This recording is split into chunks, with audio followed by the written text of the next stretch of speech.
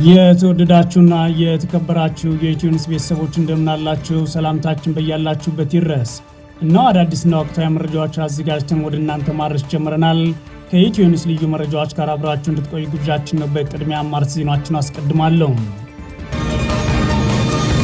አርበኛ መክታው ማሞና አርበኛ ደሳሌ ሲያስብ ሸዋ የሚመሯቸውና በሸዋ ቀጠና የሚንቀሳቀሱት የአፋብን ሁለት የፋኖ ዞች አንድነት መፍጠራቸው ተሰማ። ያገዛዙ ጀነራል በኩላቸው ባንዳና ባዕዳ ሲሉ በጠሯቸውና ጠላቶቻቸው ያሏቸውን ኃይሎች በስህተት እንኳን ቀይ መስመሩን እንዲያልፉ አንፈቅድላቸውም ሲሉ ተናግረዋል። በሌላ በኩል የብልጽግና አገዛዝ ከአዲስ አበባ ወደ መቀለ ሲጓጓዝ የነበረ ነዳጅ በቁጥጥር ስራው ያለው ሲል አስታውቋል። ዝርዝሩ ተዘጋጅቷል። ጀነራል ምግበ ኃይለ እንደ ድሮ አይደለም ሲሉ የትግራይ ኃይሎች ወታደራዊ ቁመና መሻሻልና ማደጉን ተናገሩ። ከትግራይ ወታደራዊ ኃይሎች አመራር መካከል አንዱ የሆኑት ጀነራል ምግበ ኃይለ እንደ ድሮ 360 ዲግሪ ከቦ ማስገበር አይታሰብም ያሉ ሲሆን በቴክኖሎጂ የተደራጀ ሰራዊት ገንብተናል ብለዋል። ለድሮኑ ጸረ ድሮን አለው የሚሉት ጀነራሉ እስካሁን ከኤርትራ ኃይሎች ጋር አልተገናኙም በማለትም ተናግሯል። ዲሞክራሲ በአዲስ አበባ አለ ካሉ ብርሃኑ ጁላ ባህላዊ ጀነራል ብሎ ይሞክሩት ማለት ምላሽ ሰጥተዋል። በዝርዝር እናያለን። የኢራን አብዮታዊ ዘብ አዲስ ለተሾሙት ጠቅላይ መሪ ሙሉ በሙሉ ለመታዘዝ ዝግጁ ነኝ አለ። በሌላ በኩል የአሜሪካው ፕሬዝዳንት ትራምፕ ጦርነቱን የሚቋጩት ከኔታንያሁ ጋር በሚተላለፉ የጋራ ውሳኔ ነው ብለዋል። የኢራን አብዮታዊ ዘብ አዲስ ለተሾሙት ጠቅላይ መሪ ሙሉ በሙሉ ለመታዘዝ ዝግጁ መሆኑን ያሳወቀው የኢራን አጠቃላይ መሪ ሆነው የተሾሙ አዲስ መሪ ይፋ መደረጋቸውን ተከትሎ ነው። የተወደዳችሁና የተከበራችሁ የኢትዮኒውስ ቤተሰቦች አብራችሁ ስትቆዩ እነዚህና ሌሎች ትሰማላችሁ። መልካም ቆይታ ይሁንላችሁ።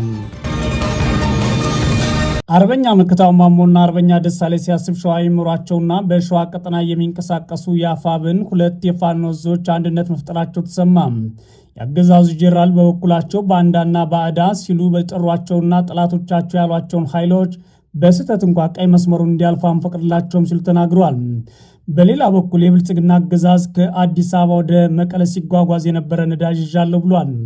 የፋኖ ኃይሎች የአማራ ፋኖ ብሔራዊ ንቅናቄ የተሰኘ ጋራ ድርጅት በመመስረታነታቸውን ይፋ ማድረጋቸውን ተከትሎ በተመሳሳይ በህዝብ ደረጃ የሚንቀሳቀሱ አደረጃጀቶችም አንድነታቸውን እንደሚመሰርቱ መገለጹ የሚታወስ ሲሆን በዚህም መሰረት በሸዋ ቀጠና የሚንቀሳቀሱት የሸዋ ጠቅላይ ግዛት እዝና አሳምነው እዝ አንድነታቸውን መጠናቀቁ ተሰምቷል። በዚህ አርበኛ መክታው ማሞና አርበኛ ደሳሌ ሲያስብ ሸዋን ጨምሮ የዙ አመራሮች ለተከታታይ ጊዜያት ባደረጉት ውይይት አንድነታቸውን መስረታቸውን የታወቀው በትላንትናው ዕለት የካቲት 29 2018 ዓ.ም የፋኖ አመራሩ አበበ ሙላት የልዩነትና የግጭት ጠማቂዎችን በር ዘግተን የአንድነት በር ከፍተናል ሲል የአመራሮችን የአንድነት ውጤት በምስል አስደግፎ ይፋ አድርጓል።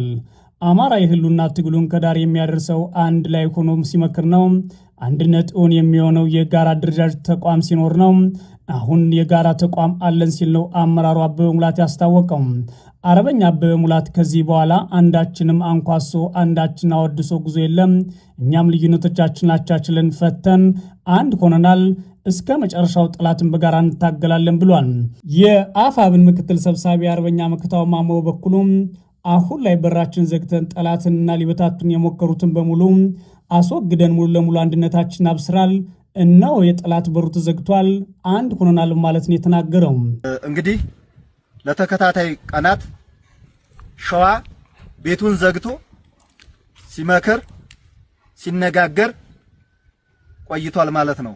አያቶቻችን እና አፄ ምኒልክ እንዲሁም ለብዙ ዘመናት ሀገርን ሲያስተዳድሩ ህዝብን ሲመሩ ያለ ልዩነት በአንድነት ያስመሰከሩበት ትልቅነትን ያሳዩበት ለልጆቻቸው ብዙ ነገር ያስተማሩበት እኛ ልጆቻቸው ደግሞ ከነሱ ተምረን የነበረን ልዩነት የነበረንን መገፋፋት ለአጠቃላይ ለአማራ ህዝብ አሁንም በአንድነት የሚታገልበትን ልዩነታችንን የነበረብንን መገፋፋትና በተንኮለኞች በሴረኞች የተተበተበብንን ትብትብ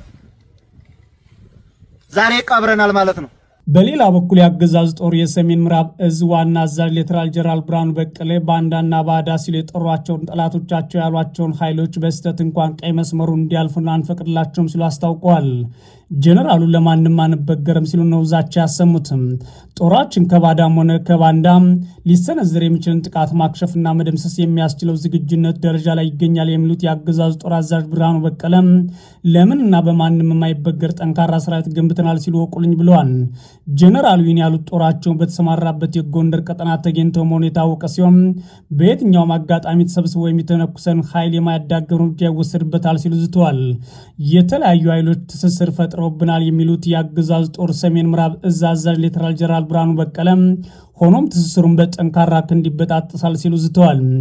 ሆኖም ትስስሩን የፈጠሩባቸው ኃይሎች የትኞቹ እንደሆኑ ብርሃኑ በቀለ ግን በግልጽ አላብራሩም። ጀነራሉ ጦራቸውን ካሰማሩባቸው አካባቢዎች መካከል የሆኑት የማዕከላዊና ምዕራብ ጎንደር በርካታ ቀጠናዎች የፋኖ ኃይሎች ቁጥጥር ስር የሚገኙ ሲሆን ጦራቸው በርካታ ግንባሮቹ ፋኖ ኃይሎች እየተመታ ይዞታውን መልቀቁን የመረጃ ምንጮች ይናገራሉ። በሌላ በኩል በአማራ ክልል የብልጽግና አገዛዝ ከአዲስ አበባ ወደ መቀለ ሲጓጓዝ የነበረ ነዳጅ በቁጥጥር ስር አውያለሁ ሲል አስታውቋል። አገዛዙ ነዳጅን ጨምሮ መድኃኒትና ኃይሎች መሰረታዊ ፍላጎቶች ወደ ትግራይ እንዳይደርሱ አግዶ ይገኛል።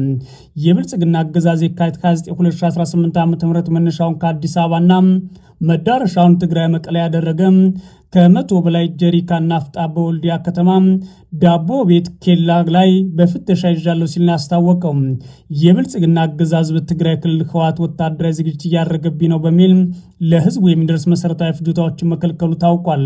በዚህም ነዳጅና መድኃኒቶች ጨምሮ ሸቀጣሸቀጦችና መሰረታዊ ፍጆታዎችን ወደ ትግራይ እንዳይገቡ እገዳ እንደጣለባቸውና የባንክ ካሽም አቅርቦትም እንዲቀንስ እየተደረገ ከትግራይ የሚወጡ መረጃዎች ያመለክታሉ።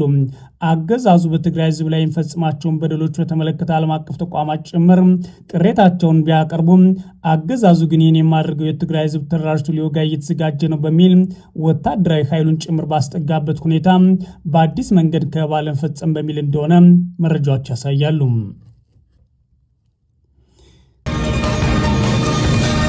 ጀነራል ምግብ ኃይለ ዛሬ እንደ ድሮ አይደለም ሲሉ የትግራይ ኃይሎች ወታደራዊ ቁመና ማደጉና መሻሻሉን ተናገሩ። ከትግራይ ኃይሎች ወታደራዊ አዛዦች መካከል አንዱ የሆኑት ጀነራል ምግብ ኃይለ እንደ ድሮ 360 ዲግሪ ከቦ ማስገበር አይታሰብም ያሉ ሲሆን በቴክኖሎጂ የተደራጀ ሰራዊት ገንብተናል ብለዋል። ለድሮኑ ጸረ ድሮን አለው የሚሉት ጀነራሉ እስካሁን ከኤርትራ ኃይሎች ጋር አልተገናኘውም በማለትም ተናግረዋል። ዲሞክራሲ በአዲስ አበባ አለ ካሉ ብርሃኑ ጁላ አምባራዊ ጀነራል ብለው ጽፈው የሞክሩት ማለት ከአዲስ አበባ የተሻለ ነጻነት በትግራይ አለ ይላሉ። ብርጋዴር ጀነራል ምግብ ኃይለ እስካሁን ባለው ከኤርትራ ወታደራዊ ኃይሎች ጋር አልተገናኘውም ያሉ ሲሆን በቀጣይም የኮሚቴው ወይም የቡድኑ አባል ሆኜ ግንኙነት አድርግ ተብዬ ከተመደቡ ግን እገናኝ ይሆናል ማለት የትግራይና የኤርትራን ግንኙነት የተጠናከረ እንደሆነ ጠቁመዋል። ጀነራሉ የትግራይ ወታደራዊ አመራሮች ከኤርትራ ጋር በኮሚቴ ደረጃ እንደሚገናኙ ያሳውቁበት የንግግራቸው ያደረጉት በድምፅ ወያኔ ቴሌቪዥን ትላንት ባደረጉት ቆይታ ነው። ከኤርትራ ሰራዊት አዛዦች ጋር እስካሁን አልተገናኘውም። ይህ ደግሞ የኔ መደብ አይደለም። በቀጣይ እንዲገናኝ የመደብና በአባልነት ኃላፊነት የሚሰጠኝ ከሆነ ግን አድርገዋለሁ። እስካሁን ግን ግንኙነት የለኝም፣ የኔ ስራ ዘርፍም አይደለም በማለት ሲናገሩ ሰምተዋል። ከሁሉም ህዝቦች ጋር ህዝባችን ሰላም መሆን አለበት ያሉት ብርጋዴር ጀነራል ምግብ ኃይለ ከኤርትራ፣ ከአማራ፣ ከአፋር፣ ከሱዳን ጋር ግንኙነታችን ሰላማዊ ነው ማለት ጠቅሰዋል። ከአማራ ፋኖ ጋር ይገናኛሉ ተብለው ይከሳሉ በሚል ለቀረበላቸው ጥያቄ የሚከሱኝ እኮ በትግራይ ህዝብ ጥቅም የማልደራደርና በትግራይነት የምኮራ መሆኔን ስለሚያውቁ ብቻ ነው ይላሉ። ብርጋዴር ጀነራል ምግብ ኃይለ የሰራዊቱ ምዕራብ እዝ አዛዥ ሲሆኑ በሰራዊቱ ጥራት ላይ እንዲሁም ዓላማ ላይ ግልጽ የሆነ ስራ እየሰራን ከርመናል ማለት ነው የተናገሩትም። ሰራዊታቸው የዓላማ ጽናትና የጥራት ደረጃው ከፍ ብሏል ያሉት ዓላማውና ጽናቱ ነው ከግብ የሚያርሰው ይህንን አድርገናል ይላሉ። አንድን ጦርነት ውጤታማ በሆነ መንገድ ለግብ ማድረስ የሚቻለው በጠራ አስተሳሰብ የተቃኘ ዓላማ ያለው ጠንካራ ሰራዊት ሲኖርና ሰራዊቱን በተጠናና ግልጽነት ባለው አኳን ሲመራ ነው ማለት ነው ጀነራሉ የተናገሩት። ጀነራል ምግብ ኃይለ ጨምረውም እነዚህ መሰረታዊ ምሰሶዎች ደግሞ በአሁኑ ሰዓት በትግራይ ሰራዊት ውስጥ የሚገኙ መሰረታዊ ሳቢዎች ናቸው ማለትም ሰራዊቱን በአዲስ መልኩ ገንብተነዋል ብሏል። ጀነራሉ ጨምረውም አሁን ያለው ሰራዊታችን የተማረና ስለ ሳይንስና ቴክኖሎጂ በቂ ግንዛቤ ያለው ነው ካሉ በኋላ በተለይም ሰራዊቱ እሱ ላይ ጠንክሮ እንዲሰራ በማብቃት ረገድ እኔና ሌሎች ጓደኞቼ እንዲሁም አመራሮች አብረን ነበርነን፣ ብዙም ለፍተናል ሲሉ ተናግረዋል። ጀነራል ምግበይ የድሮንና ሌሎች ቴክኖሎጂዎች በሰራዊታቸው ውስጥ አዲስ እንዳይደሉ የሚገልጹ ሲሆን በተዘዋዋሪም እነዚህ ትጥቆች እንዳሏቸው የሚያሳይ ንግግርን ትላንት አድርገዋል። በድሮኖች ተመክተው ለሚዝቱብን አካላት ያለኝ መልእክት ዛሬ እንደ ድሮ አይደለም። ለድሮንም ጸረ ድሮን፣ ለታንክም ጸረ ታንክ፣ ለአውሮፕላንም ጸረ አውሮፕላን መሳሪያዎች መታጠቃችን ባይዘነጉት የተሻለ ነው ሲሉ ነው በስላቅ ምላሽ ሰጡትም። ቲዲኤፍ የህዝብ እንጂ የግለሰቦች አመራሮች ወይም የግል ፍላጎት ያላቸው ሰዎች ማስፈጸሚያ መሳሪያ አይደለም የሚሉት ጀነራል ምግበይ ኃይሌ ማንም አመራር እንደፈለገ የሚያዘው ተቋም አይደለም በማለት ሰራዊቱ ህዝባዊነት እንዳለው ገልጸዋል። ከዚህ ቀደም የጦርነቱ ጊዜ የብልጽግና አገዛዝ በትግራይ የፈጸመውን ከበባ ማስታወስ አሁን ላይ የትግራይ ህዝብ በመክበብ ማስከበር እንደማይቻል የጠቀሱ ጀነራሉ የትግራይ ህዝብ 360 ዲግሪ ዘግቼ እንደዚህ ቀደም ለማስከበር ሞክራለሁ ማለት አሁን አይቻልም ሲሉ ተናግረዋል። የትግራይ ህዝብን እንደ ሁሉም ነገር መመኪያ ደጋግመው ሲጠቅሱ የተደመጡት የጦር አዛዡ የትግራይ ህዝብ ሁሉንም ችግሮች ለመቅረፍ አንድነቱን ማጠናከር አለበት ያሉ ሲሆን ማሳካትና ማሸነፍ ባህል የሆነው የትግራይ ህዝብ በአንድነቱ በጋራ ይቆማል፣ ነገም ያደርገዋል ብሏል። ህዝቡ እንዳያርፍና ወደ ልማት እንዳይዞርና እንዳይገባ እንዲሁም ራሱን እንዳይመለከት እንዲበተንና በጦርነት እንዲደቅ ለማድረግ ጥረት ይደረጋል ያሉት ምግበይ ኃይለ ይህም የጥላት እቅድ የሚከሽፈው በአንድነታችን ነው ብሏል። ጀነራል ምግበይ ኃይለ ምጸትና ስላቅ በዛበት ቃለ መጠይቃቸው የቀድሞ ጓዶቻቸውና ነቃፊዎቻቸው ማለትም ባህራዊ ጀነራል በማለት ሲያብጠለጥሏቸው ለከረሙት በትግራይ ከአዲስ አበባ የተሻለ የመናገር ነጻነት አለ በሚል ድምዳሜ ነው ምላሽ ሰጡት። በአዲስ አበባ ያለው ዲሞክራሲ በትግራይ ካለው ዲሞክራሲ ያነሰ ነው የሚሉት ጀነራሉ ተሳስታል የሚሉ ካሉ አዲስ አበባ የሆነው እስኪ ብርሃኑ ጁላን ባህላዊ ጀነራል ብለው ጽፈው ይዩት በማለት ተሳልቀዋል። በአዲስ አበባ ሆናችሁ እኔን ብትሰድቡኝ፣ በትግራይ ሆናችሁ ከዚህ በፊት ባህላዊ ጀነራል ብትሉኝም አዲስ አበባ ላይ ቁጭ ብላችሁ ግን ብርሃኑ ጁላን ባህላዊ ጀነራል ማለት አትችሉም በማለት ነው የተናገሩት።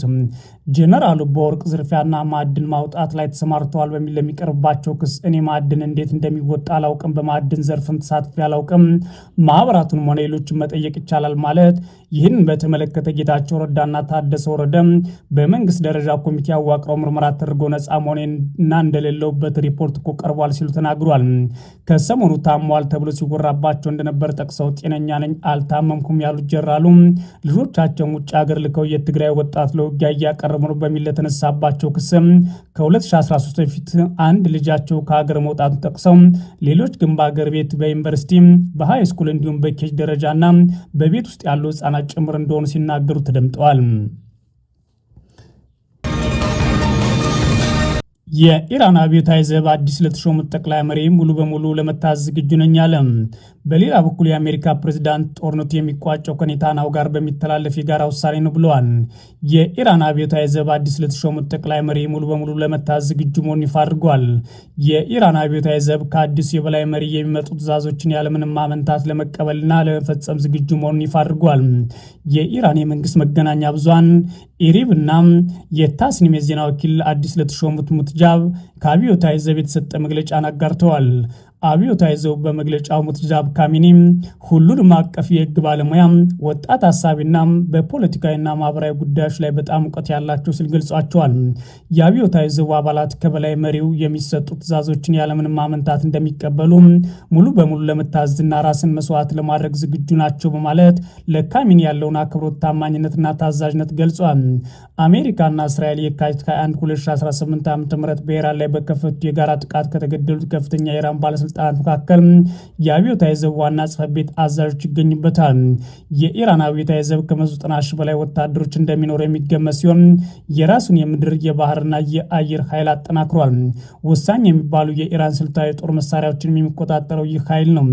88 አባላት ያሉት የኢራን ሃይማኖታዊ ሊቃውንት ጉባኤ የአያቶላህ አሊ ካሚኒ ሁለተኛ ልጅ የሆኑትን ሞጅታባ ካሚኒ የአባታቸውን ቦታ መተካት አዲሱ የሀገሪቱ ጠቅላይ መሪ እንዲሆኑ ያሳወቀው ትላንት ነበር።